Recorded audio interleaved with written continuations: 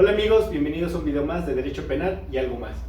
El día de hoy quiero hacer un video respecto al tema que ya habíamos abarcado de la audiencia inicial, donde ya teníamos dos videos en donde se explicaba cómo iniciaba precisamente esta audiencia, cómo se seguía y llegábamos hasta el tema de la vinculación a proceso. El día de hoy quiero explicarles qué es lo que pasa después de esta vinculación a proceso. Para este tema estaré utilizando este estupendo libro del magistrado Ricardo Paredes Calderón, cual se llama Las medidas cautelares en el sistema de justicia penal acusatorio, editorial Colofón. Es un excelente libro sobre este tema. Realmente no he encontrado mucha bibliografía, sobre todo que esté actualizado y también que utilice tanto la teoría como la práctica. Entonces, este es un excelente libro que precisamente junta estos temas y lo hace de una forma muy sencilla, muy digerible, que se entiende muy fácilmente. Antes de continuar con la explicación de este video, te recuerdo que te suscribas a mi canal, que le des like si te gustan este tipo de videos y también que al lado del botón de suscribirse viene un botón de una campanita que te recomiendo que la actives para que te lleguen las notificaciones de los nuevos videos a tu celular, a tu computadora o a tu tableta. Pues bien, después de que se vincula a proceso, va a venir otro debate respecto a qué medida cautelar imponer y posterior a ello va a venir otro debate sobre el tiempo o el plazo de la investigación complementaria que se va a llevar a cabo para este proceso. Lo primero es que el juez le va a preguntar al Ministerio Público si tiene algo más que solicitar. Aquí el Ministerio Público, la Fiscalía, deberá de solicitar una medida cautelar. Esta medida cautelar la va a solicitar conforme al artículo 153, que es donde se encuentra tal cual la definición de la medida cautelar y cuáles son las finalidades que busca. Y posteriormente va a solicitar alguna del listado que se encuentra en el artículo 155 del Código Nacional de Procedimientos Penales. Posteriormente, la defensa tendrá la oportunidad de debatir sobre la solicitud que está haciendo el Ministerio Público, ya sea que se queda con esa medida cautelar que está solicitando el Ministerio Público o bien va a manifestar de por qué esa medida cautelar es excesiva, es desproporcionada y bien cuál pudiera ser más proporcional, más adecuada para la finalidad que se pretende buscar con esta medida cautelar. Con ello primero debemos de definir bien qué significa, a qué se refiere, cuál es el concepto de la medida cautelar. Como les comenté en el libro del magistrado Ricardo Paredes Calderón, se explican muy bien todos estos temas. Incluye definiciones de Héctor Fix-Amudio, incluye la definición que establece la Suprema Corte de Justicia de la Nación y llega a una definición sobre qué se entiende por medidas cautelares. El autor llega a la conclusión de que las medidas cautelares son aquellas decisiones jurisdiccionales, es decir, que solamente el juez las puede imponer, que buscan proteger el proceso y que también buscan lograr el cumplimiento de una sentencia. Es decir, las medidas cautelares buscan evitar que no se llegue a cumplir una sentencia por determinadas razones. O también se pueden ver a las medidas cautelares como aquellas decisiones que buscan evitar tener un obstáculo para poder llegar a una sentencia. Con esta definición ya podemos ir entrando en cómo viene en el Código Nacional de Procedimientos Penales el tema de las medidas cautelares. Como lo mencioné, primero se ubica en el artículo 153, el cual establece las finalidades de las medidas cautelares. Y ahorita veremos cómo estas finalidades están relacionadas con los motivos de las mismas. Estos motivos están relacionados con la concepción de un peligro. Ese peligro lo debemos de entender como una viabilidad de ocurrencia de algo potencialmente dañino. Así veremos en este momento cómo se va acreditando el peligro, por ejemplo, de sustracción a la acción de la justicia, el peligro de obstaculizar el procedimiento, o bien el peligro de afectación a la víctima, a los testigos o a la comunidad. Con ello, ahora sí, veamos lo que establece el artículo 153 del Código Nacional de Procedimientos Penales. Las medidas cautelares serán impuestas mediante resolución judicial por el tiempo indispensable para asegurar la presencia del imputado en el procedimiento, garantizar la seguridad de la víctima u ofendido o del testigo, o evitar la obstaculización del procedimiento.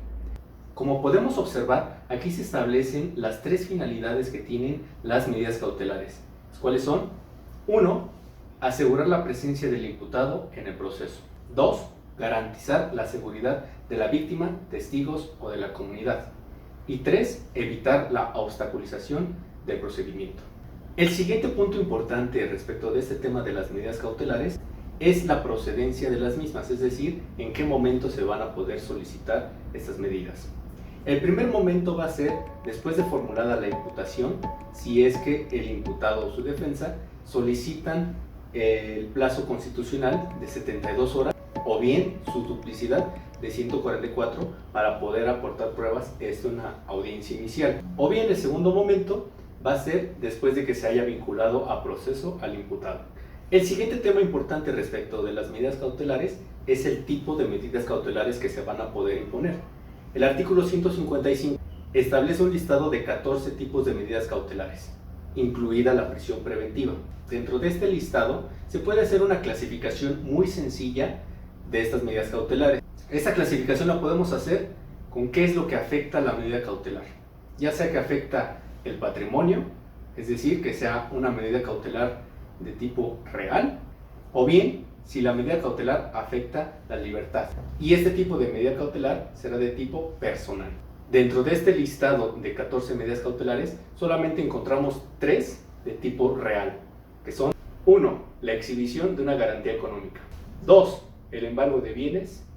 Y 3. La inmovilización de cuentas bancarias.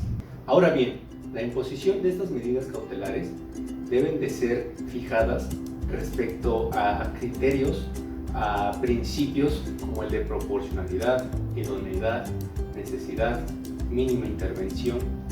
Principios que en este video no voy a abarcar porque si no sí sería bastante extenso este video, pero les vuelvo a recomendar el libro de medidas cautelares del magistrado Ricardo Paredes Calderón, en donde establece de forma muy clara a qué se refiere cada uno de esos principios y sobre todo que los vas a poder aplicar ya sea en audiencia o bien en un recurso o bien en juicio de amparo.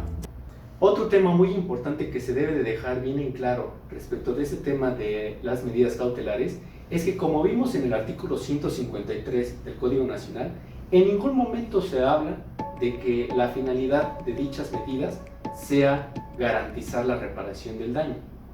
Y esto es muy importante porque muchos ministerios públicos, abogados defensores y los jueces se van con la idea de que con la medida cautelar de la garantía económica se pueda fijar su monto respecto a la reparación del daño.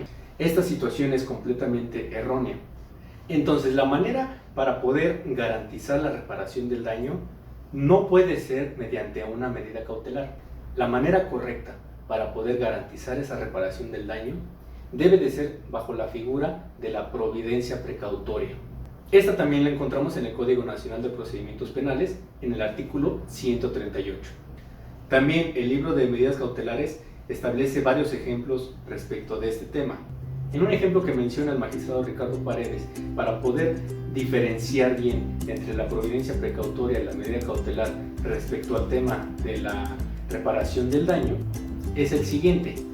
Imaginemos a un trabajador de una compañía de gas doméstico que va a surtir gas en una institución educativa privada y al hacer maniobras con la pipa de gas explota, pero solamente se daña el edificio, la institución educativa.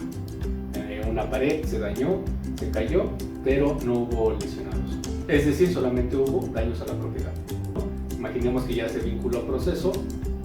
Imaginemos que también el Ministerio Público primero está pidiendo una garantía económica solamente de 100,000 pesos para garantizar la presencia del imputado en el procedimiento. Pero posteriormente el asesor jurídico de la víctima solicita igual la garantía económica, pero en una cantidad de 1,000,000 de pesos, porque se está demostrando que el daño que hubo en esa pared es precisamente de 1,000,000 de pesos. Entonces ese fue el daño.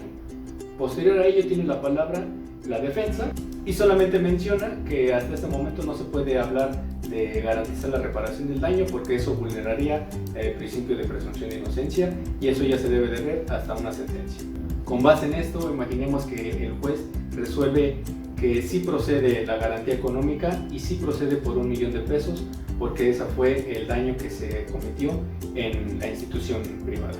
Con este ejemplo podemos ver que la decisión que está tomando el juez de control es totalmente errónea, porque la medida cautelar solicitada bajo una garantía económica no se debe de solicitar con base en la reparación del daño. La reparación del daño solamente se debe de solicitar mediante la figura de providencias precautorias. Inclusive, para abundar más en este tema, el mismo artículo 172 del Código Nacional te establece cómo se va a fijar el monto de la garantía económica, y también en ningún momento se establece que sea con base en la reparación del daño. Simplemente establece que puede ser observando las características propias del imputado, como su capacidad económica y la posibilidad de cumplimiento de obligaciones procesales. Por último, una vez que ya se fijó la medida cautelar, después va a venir un debate sobre el plazo de la investigación complementaria. Este plazo encuentra su fundamento en el artículo 321 del Código Nacional de Procedimientos Penales, el cual nos habla que si el delito por el que se acaba de vincular a proceso, si su pena máxima no excede de 2 años, entonces el plazo de esa investigación complementaria no puede exceder de 2 meses. Y por el contrario, si el delito sí excede estos 2 años de su pena máxima, entonces el plazo de investigación no puede exceder de 6 meses. Comúnmente se establece que el plazo de investigación complementaria va de 2 a 6 meses. Sin embargo, podemos ver que si estamos bajo el supuesto de un delito cuya pena máxima no excede de 2 años, entonces realmente puede ir de determinados días hasta los 2 meses. Y si hablamos de los otros delitos, ahí es donde sí ya se puede ir hasta los 6 meses. Y este plazo ya no se puede prorrogar. Es decir, si ya estamos en el mes 6, ya no podemos pedir una prórroga de más plazo de investigación. Pero si nos encontramos, por ejemplo, en el mes 4, ahí sí podemos pedir una prórroga, siempre y cuando esa prórroga no exceda del plazo máximo, que son los 6 meses. Hasta aquí este video, amigos. Espero que les haya sido de utilidad este tema de las medidas cautelares y del plazo de la investigación complementaria. Voy a hacer otro video en donde explique el tema de la prisión preventiva, sobre todo porque es un tema que sí se amplía mucho al hacer ya la distinción entre la prisión preventiva justificada y la prisión preventiva oficiosa. Si te gustó este video, coméntalo, suscríbete, déjame tu like y nos vemos en el siguiente video. Muchas gracias.